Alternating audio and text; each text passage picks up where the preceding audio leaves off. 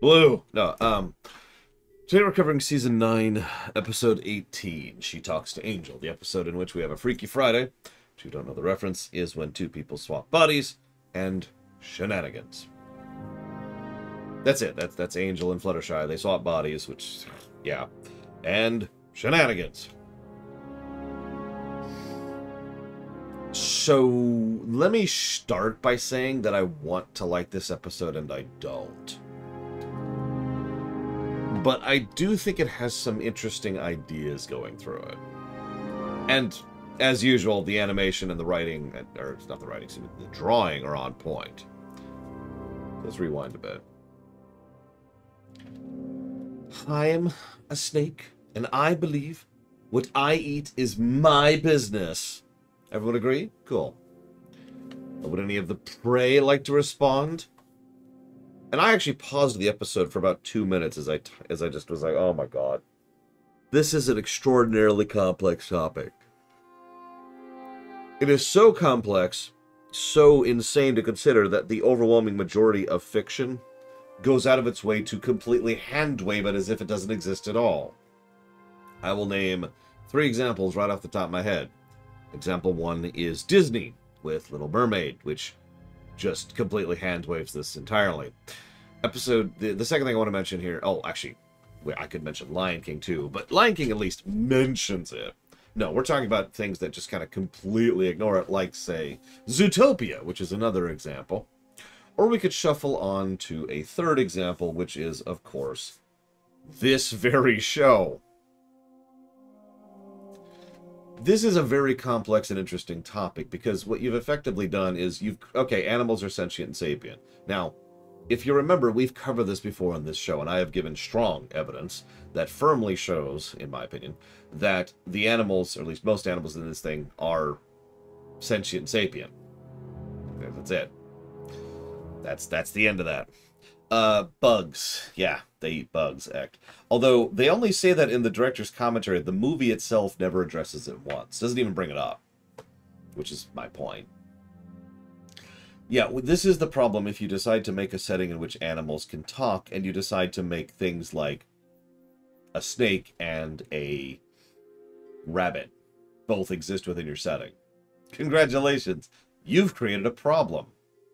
And again, the overwhelming majority of fiction just ignores the problem and just says, yeah, it's whatever. Here they decide to actually address it. Okay, so yeah, no, that's good, that's cool. Actually addressing it is cool. Talking about how they shouldn't eat each other while they're here is cool, although apparently they have a hard time even making that work. I gotta say, of all the things to eat, why does the snake want to eat the elephant? But let's ignore that for a moment. Let's move past that. Because the problem here is it's made very clear that these animals are sentient and sapient. They can understand, talk, discuss, reason, interact. This is not new. This has been well established before. I've already given my arguments on that point. And, to skip to the end of the episode, these animals can understand and talk to each other. As Angel specifically mentions that Angel can talk to the others. So, we have a problem. Then the episode tries to, like, I can feel like the writer in the middle of writing. Who was this? Who wrote this one? This was Confalone, I think. Yep, Nick Confalone wrote this one. So I feel like in the middle of writing this, Mr. Nick here was like, oh shoot, I've just introduced a huge problem. I've got it. Why don't we all agree that the predators eat nothing but vegetables while they're here?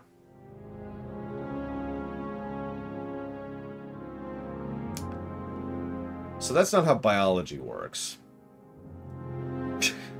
There are some carnivores that can eat some plants, but for the most part, if a carnivore can actually eat plants and be fine with it, then they're not a carnivore, they're an omnivore. That's what that means. And yeah, it's actually much more gradient than even I'm saying. The 3 categories are broad categories. I mean, we're omnivores, and there's stuff we can't eat. Cows are herbivores, and there's stuff they can't eat, and so forth and so on. So yeah, it's this whole thing. So just kind of saying, have vegetables. Right. Now, let's go ahead and be honest for just a second. There is a third option here, and it's the one Ross is desperately trying to cling to like a lifeline. Just make them all omnivores. This is a fantasy setting with magic and all that, and, well, we know that they can crossbreed animals. We've actually seen this happen, thanks to Grogar. And we know that there's, magic is an actual fundamental aspect of this setting. Obviously, they're sentient sapient, as we already discussed. So it's not that far out of bounds to just say they're omnivores. Okay, that's a good solution. Except it's incredibly wrong, because they're not omnivores, because if they were, this wouldn't be a topic. There wouldn't be a prey and predator group. There would just be omnivores. So they've already destroyed that solution in the episode itself. So, how do you solve this problem? Yeah, by the way, have some vegan cookies for the snake. I don't think that's gonna work out all that great. And I hate to just kind of hamper on this part from it, but it's one of the most interesting topics brought up by the entire episode, and forms a core element of several plot points throughout the episode, and, to be perfectly blunt, is not properly addressed. It's like someone being like, I do not want to see those videos act. It's like someone bringing up... I gotta make up a completely made-up example now. Let's say that you're in the middle of... You've got your setting where zombies are actually people. They call themselves the Forsaken, and they're like, hey, what's up? Everything's cool. And then just all of a sudden you have one episode where the zombies are like, we want to go back to eating people. It's never come up before. We want to go back to eating people. And they're like, oh, well, we've got an idea. Rather than eating people, rather than eating brains, why don't you have some grass? And then it's just dropped. Like, I can feel the writer struggling to make this happen. And it's so mismatched that I wonder why they didn't just abandon the plot thread in its entirety and do something else with it. And I can actually answer exactly why. It's because by the time you've written this much of an episode, going back and rewriting a huge chunk of it that still fits the rest of the episode is actually harder to do than that sounds, because they still need to have the big moment where the elephant's in the snake. So if the elephant's not in the snake, well, they got to figure out where the elephant is that they can't get to it. And it has to be in a way that the animals have to work together to fix the snake. So you see how much restructuring would have to happen. So as much as this sucks, and it does, I feel for the writer, because you could tell the writer got to a certain point in writing the script and was like, oh god, this doesn't work. And then looked at the clock, and then looked at the script and was like, okay, screw it. We're gonna try, you know? Anyways. So far the episode's really, really interesting. Not good, but interesting. And then Angel shows up and is a dick. Now, if you're paying attention, there are... God... two types of Angel characters we've had, or Angel episodes, throughout the course of the show. In some cases, he's a dick. In some episodes, he's actually fine. And they just do this. It's like Spike having a brain that particular week. It's just it's a flip. It's off or on.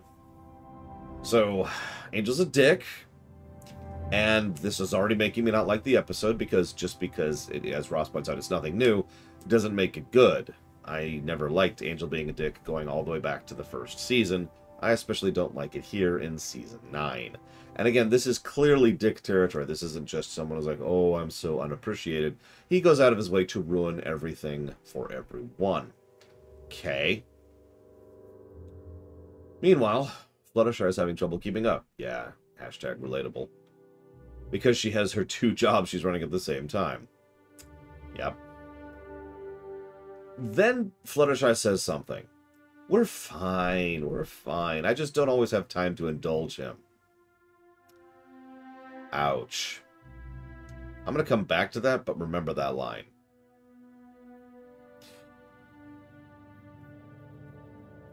Yeah. The snake, we have snake treats made to look like chocolate chip cookies, which is actually pretty adorable in all honesty. And I hope you realize, I want you to understand that she just bribed a snake with cookies to not eat an elephant. It's just process that for a second. So the animals, I'm going to go and give an opinion.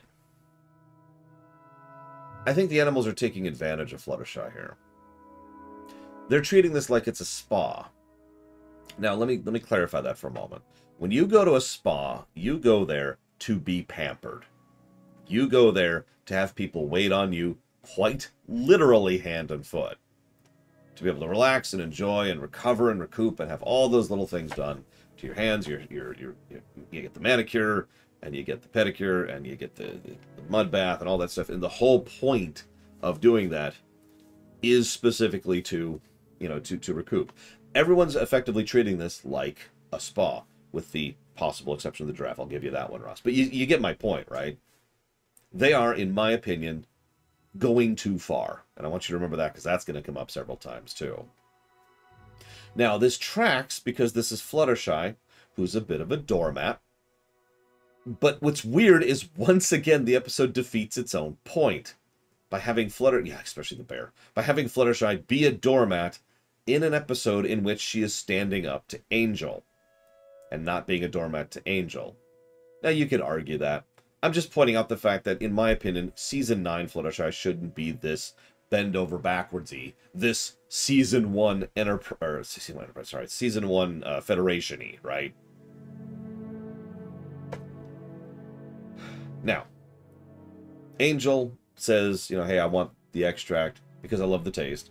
Fluttershy says, no, that's in Port Reserve, we can't give that. And they have an argument and they yell at each other, and then credit where credit is due. They both get angry, they both say the things they don't mean, and then they pull back from it, mutually. Like, you know what, hang on, we can't go on it. We should probably go see Zecora. Let's figure this out. Yes, I do, Trihexia. Let's figure this out. Credit where credit is due. That's actually kind of legit. I wish more people were intelligent and mature enough to recognize when they need to go and get that kind of help. So, cool. They go and they start talking to Zecora. This is a good time. This is a good time to mention that this is clearly written as a relationship issue.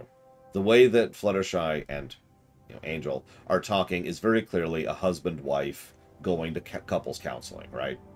The word you close your eyes, you remove the words from the page, and when you read the script, what you see is a couple going to couples counseling.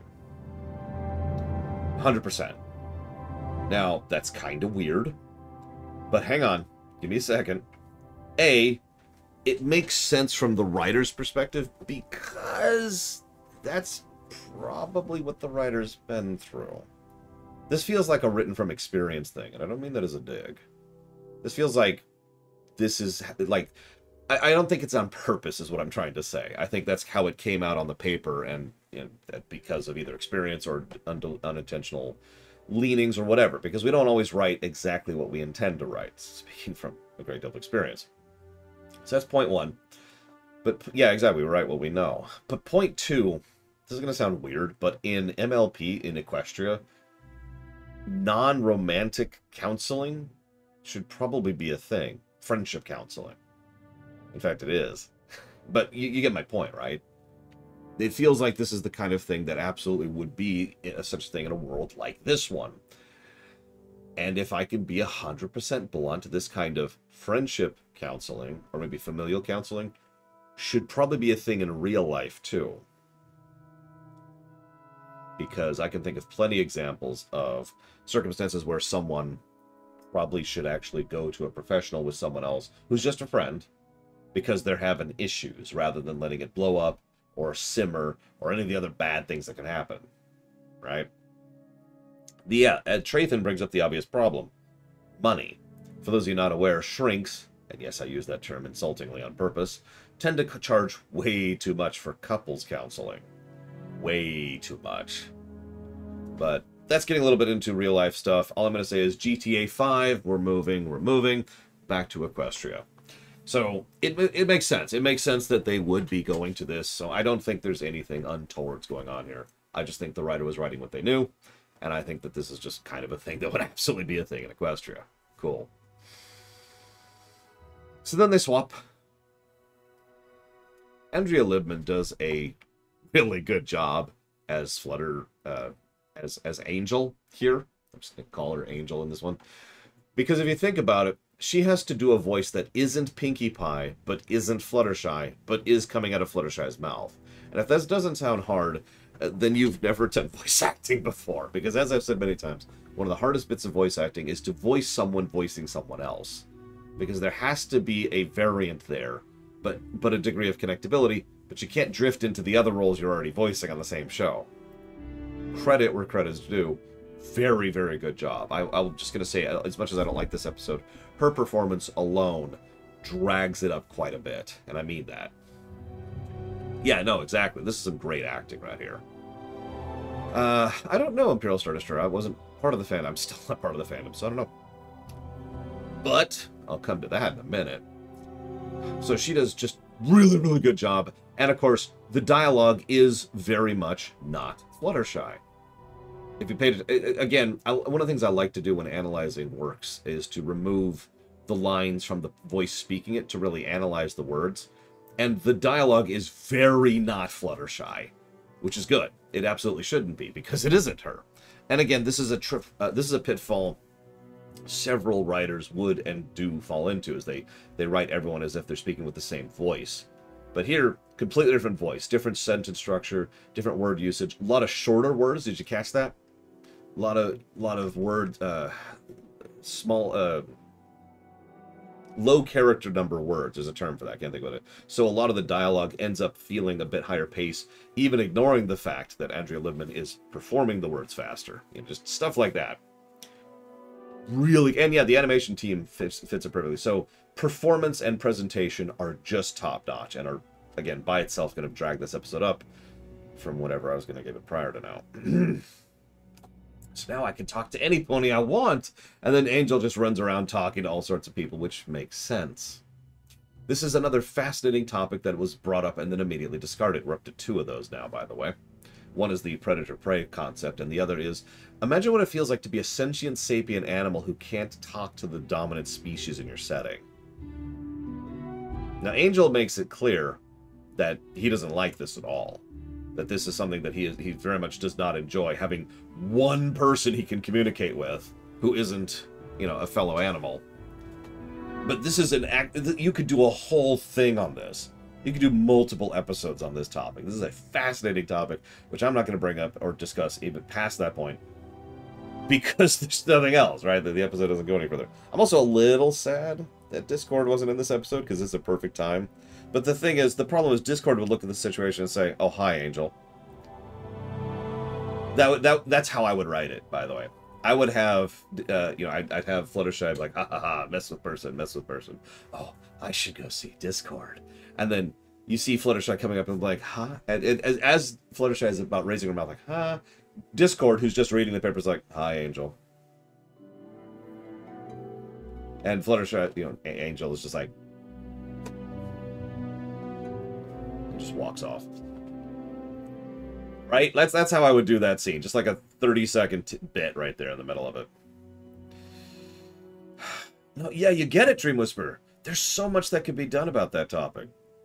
Like, someone brought up earlier, why don't we have a way to magic up meat? Why don't we have a way to magic up communication? Anyways.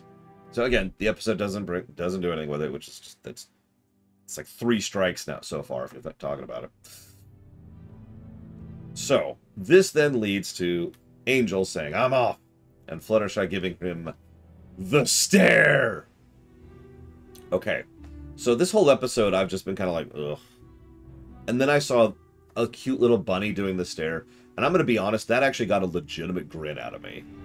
I just started grinning as it cut back. Like, from this little adorable bunny. That was good. I like that. Fine. Oh yes. I'm Fluttershy. I am Fluttershy. See how shy I am. I talk to animals. I want to marry Discord. Okay, we got to pause and talk about that. So first of all, if that's legit, whatever, you know, they're both grown adults, fine. And it's clear the two are very, very fond of each other. But I'm sorry, what? I'm going to be 100% honest. I've actually never gotten a romantic vibe between the two, personally. The two have great chemistry. The two work great together and have since season 3, or whenever that episode was. But, really? But then I got to thinking about it for a minute, and I decided that I want to see those two together. No, actually, that's not true at all. What I'm hearing is jealousy. No, I don't mean like Angel wants to marry Fluttershy. I mean, remember, one of the core plot points of this episode is that Angel feels like he doesn't get enough of Fluttershy's time. He feels jealous. So of course he's going to say something like, oh, she just wants to marry him. Yeah, he feels neglected. Exactly. Thank you for the word. So I don't think he meant that at all, and I don't think it should be taken with any level of sincerity any more than half the other crap he says during this episode. My opinion. Because if you look at through that lens of, you know, that kind of neglection, yeah, no, that's what he's going from there. He's just poking fun and being a dick. Quick aside, the episode is now going to bring up a third cool topic and not discuss it at all. We cut to Twilight and Spike, who are wandering towards town, hoping to get to the, and I quote, gem tart stand. Now, I've talked multiple times before about how those gem cupcakes look so delicious, and God, I want to eat one of them right now. Not that I'm a dragon or anything. But, yeah, this is a stand for Spike. Or, hang on, this could get even more interesting. What if we've reached the point where dragons have started coming by periodically enough to actually trade for those gem pastries? Because, of course, Spike would share about how delicious they are. And other dragons would be like, oh, that sounds good, and then try it, and then love it, and then... Right? And now, hang on, this can be both. These are not mutually exclusive. It's entirely possible that Spike is sufficiently embraced and loved by this town. Remember, community? We've talked about how this is just a legit community, Ponyville is. So it's entirely possible that this particular gem, whoever it is, the pastry baker, specifically started making gem tarts and gem, you know, falafels as a pastry. Help me out, what's a pastry? Gem donuts? Gem cupcakes? Anything. My head hurts too much. I'm sorry. You get what I mean, right? Like just gem pastries, specifically for Spike. Chocolatines. There you go. Gem muffins. Gem crepes. I don't know how that would work actually. Maybe like crepes with gem filling. That could work. That could work. And then Spike then shares this with the dragons, and dragons start coming more, and they're delicious. And I love this from so many angles, from an economic perspective, from a world-building perspective, and from just a wholesome, you know, family-embracing perspective. This is such a cool idea that comes up in like 2 lines of dialogue. What are you doing with this episode? You have come up with 3 separate, really cool ideas. What are you doing? Why is this episode about Angel and Fluttershy?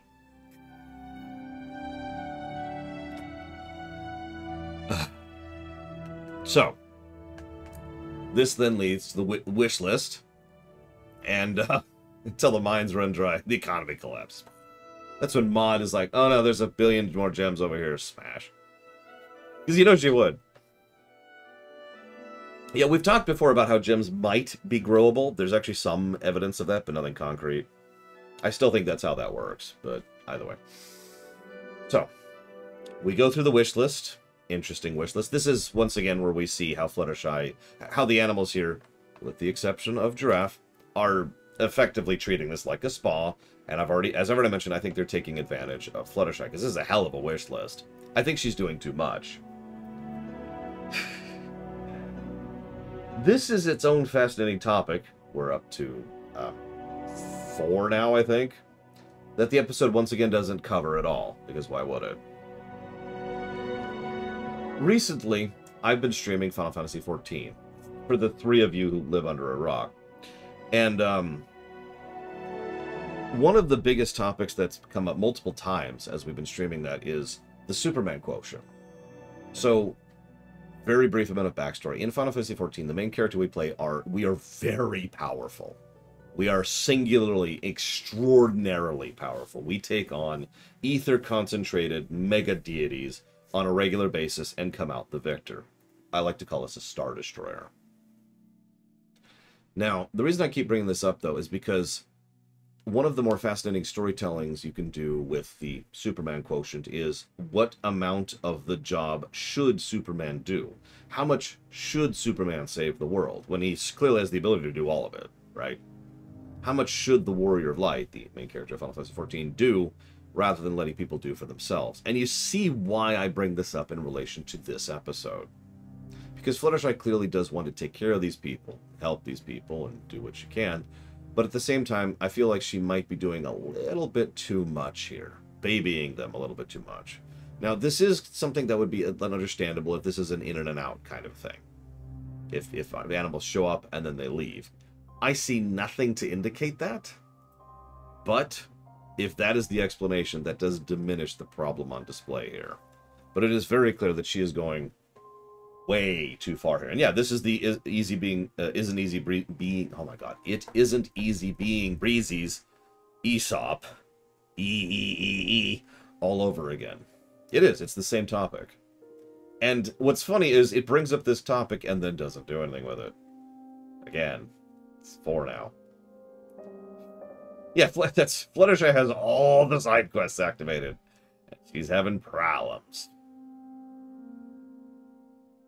Yeah, what is going... Is this just... So, one thing that happens periodically is a writer realizes that a show they're writing on is winding down. And so they will jam every idea they can that they have into an episode because they're not sure what their next job's going to be.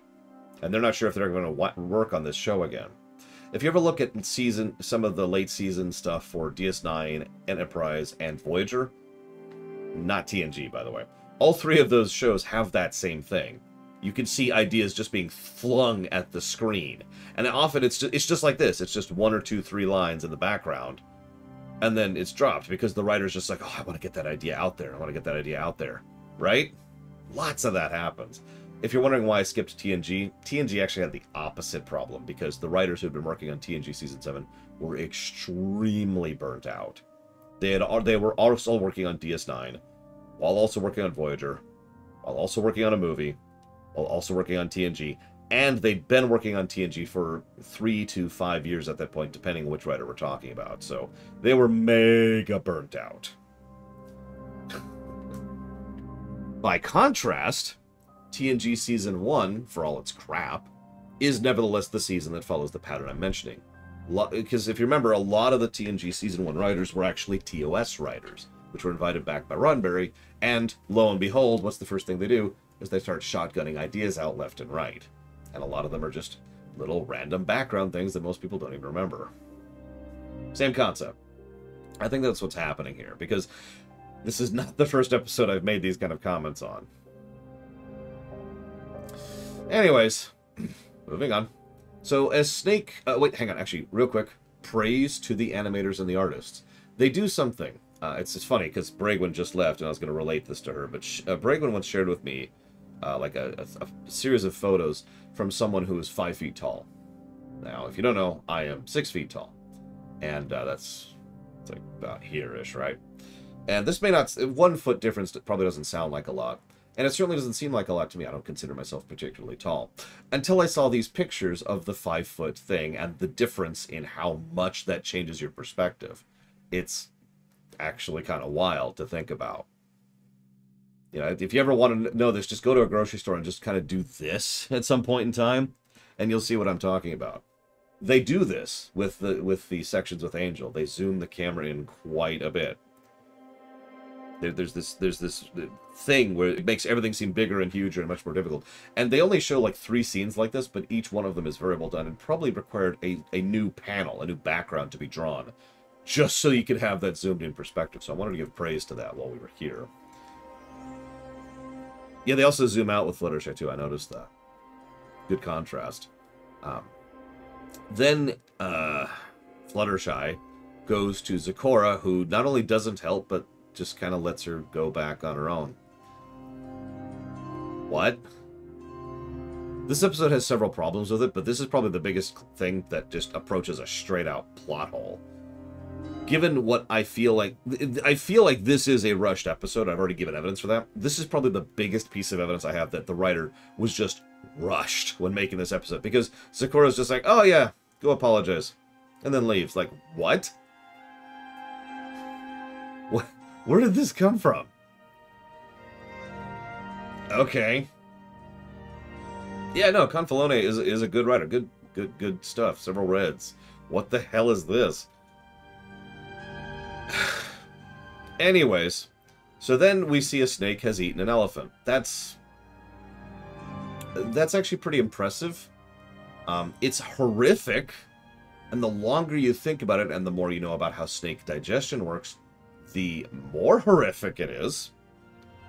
But everything goes to hell. And then so, you know, Angel's like, alright, anybody have any ideas on how to get the key out of the elephant that's in the snake? I just had to write down that exact line of dialogue because just D&D things. So, Angel obviously gave away to the other animals who he is, and okay, okay, this works, but you notice how the other animals are kind of dicks here too, which kind of ties into the whole they're just sort of taking advantage of the whole situation thing. They know that that's Angel now in Fluttershy's body, which means they know that Fluttershy's over there, and they still refuse to help until Angel browbeats them into it. What the crap is wrong with you people?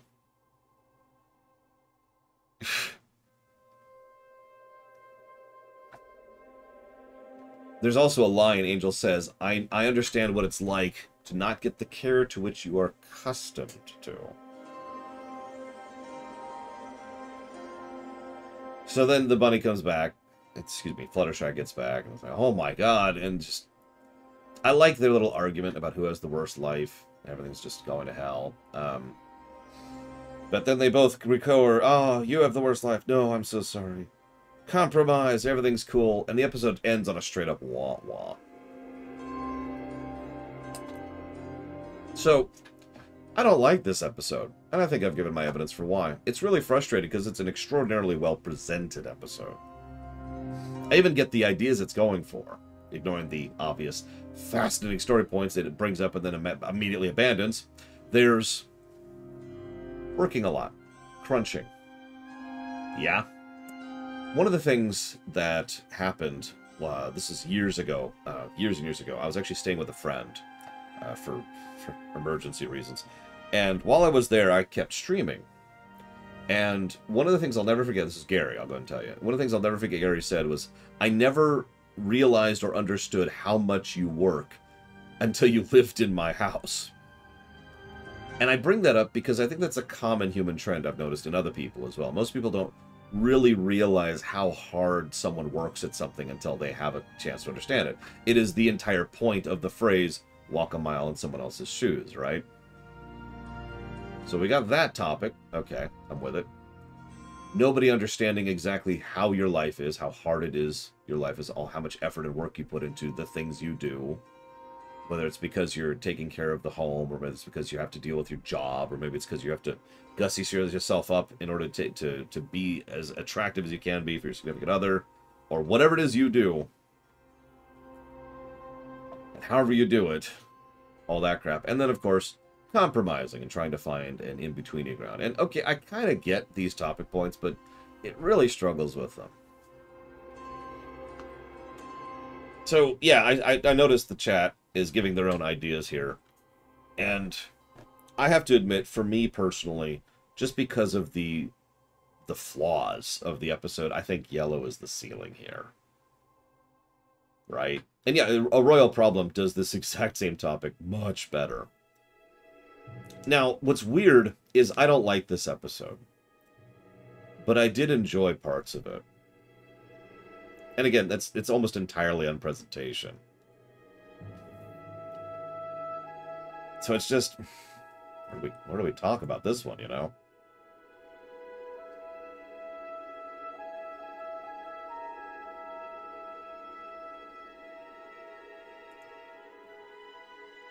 I mean, it is a sanctuary. You're right, Trey. Then I do find myself wondering how often, someone mentioned this earlier, how often the vet comes by.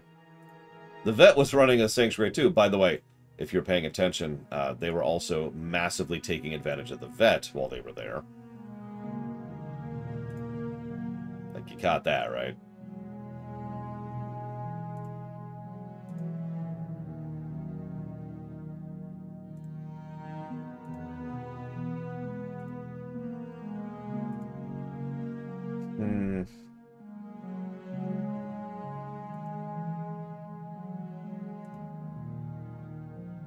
Yeah, this is actually a sanctuary.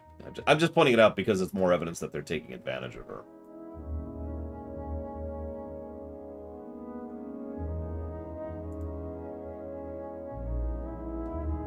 I know it's weird, isn't it, spoke of?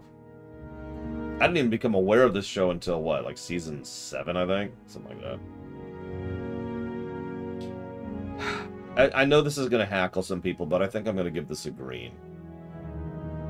I think I'm going to give it a green. It has some good presentation, and it has some good moments, but the problem is, at the end of the day, this is a below-average episode. It doesn't know how to handle its main theme. It's irritating and frustrating multiple times. It constantly tries to do something and fails at it. That is below average, in my opinion. It's a shame because that makes our only green for Nick. Although Nick has also done a blue before, so I guess that's not the worst episode he's put out.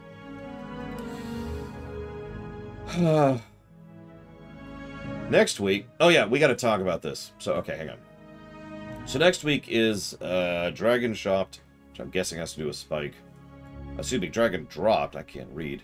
And a Horse Shoe-In, which I have no idea what that is. Then we have Daring Doubt and Growing Up is Hard to Do. Cool, no problems there. Then we have the Big Mac question and Beginning of the End Part 1. And then Beginning of the End Part 2 and Last Problem.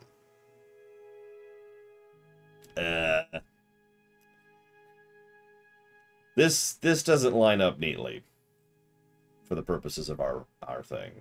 So I've been debating how best to do this, and I've got a couple of options, but I'm curious what y'all think. But yeah, we're within a few weeks of finishing one way or the other. In fact, so let me go and give you the first option that occurred to me. So next week we do Dragon Dropped and Horse Shoe-In. The episode after that is Daring Doubt, and then Growing Up is Hard to Do. And then the week after that, we'll actually just do the Big Mac question and nothing else. Right? So that's 1, 2, 3. And then on week 4, we just tackle all 3. The finale. We just do the whole bundle. Because all 3 of them are 22 minutes, so that's not going to severely change the schedule all that much.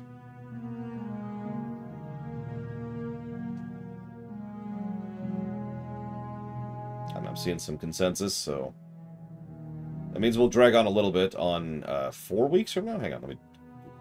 1, 2, 3. Yep, nope, 4 weeks from now.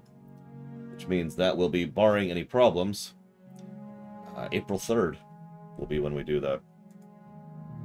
And then I'll finish throwing together the little project I've been working on the site. Some of you who looked at the spreadsheet, you probably noticed some of the math of the project has already been kind of put together there. But either way, next week, 4 weeks and counting, and then we'll see where we're at with everything else. I do hope, as always, you've enjoyed. Wait, hold up. Ect has a question. Does a dick doing what a dick does, but for a reason, help uplift the story for me? Yes. I can even think of an example of that. Iron Man 2. Now, it doesn't make it good, to be clear. It's still not like, woo, man, I'm so happy that that person's such an asshole.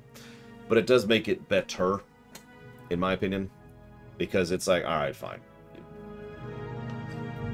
Sure. I'll only punch you once in the face. Anyways, so. Now I'm going to chop off and I'm going to try to get rid of this headache. I'll see you either tomorrow, not sure. Tuesday, not sure about that one either. Or a week from now.